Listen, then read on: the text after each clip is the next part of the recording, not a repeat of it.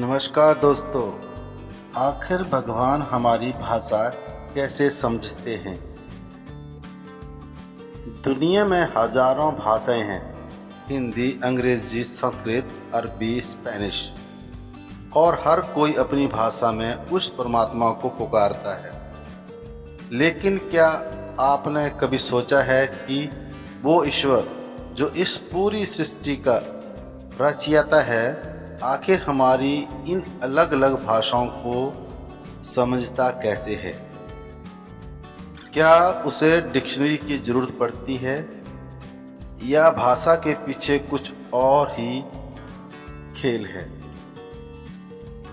इंसान शब्दों से बात करता है, लेकिन ईश्वर भाव से जुड़ता है। इसे एक उदाहरण से समझिए।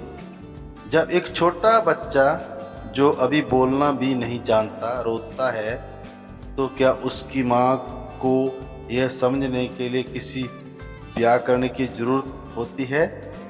नहीं। माँ उसकी जरूरत और उसके दर्द को समझती है। ठीक उसी तरह जब हम प्रार्थना करते हैं तो भगवान जी हमारे शब्दों को नहीं बल्कि हमारे हृदय की गहराई और हमारी भावनाओं को पढ़ते हैं। मौन की भाषा। महान संतों ने कहा है, मौन भगवान की सबसे प्रिय भाषा है। हम शब्दों का सहारा तब लेते हैं जब हमें दूसरों को समझाना होता है, लेकिन जो हमारे भीतर ही वास करता है उसे समझाने के लिए शब्दों का शोर क्यों? ऋषि मुनि कहते हैं कि भगवान के लिए भाषा सिर्फ एक माध्यम है, लेकिन उनका असली संचार कम्युनिकेशन वाइब्रेशन के जरिए होता है। जब हम सच्चे मन से कुछ कहते हैं तो हमारे भीतर एक खास ऊर्जा पैदा होती है और वही ऊर्जा उस अनंत भगवान तक पहुंचती है। शास्त्रों का दृष्टिकोण क्या कहता है? शास्त्रों में उसे अंतर्यामी कहा गया है, यानी वह जो मन के भीतर की बात भी जान ले। श्री कृष्ण ने गीता में कहा है कि हम हर प्राणी के हृदय में स्थित हों। अगर वो हमारे भीतर ही हैं तो हम सोच रहे होते हैं कि वे उसके पास पहले ही पहुंच जाता है।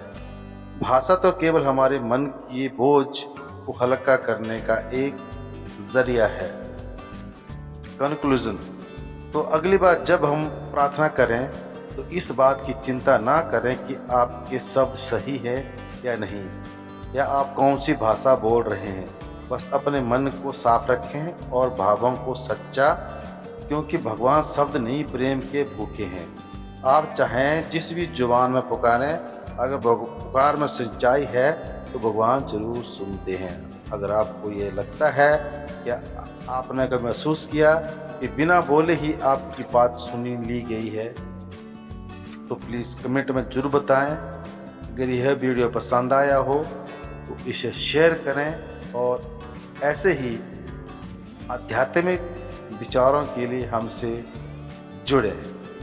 आपका धन्यवाद। जय श्री राम।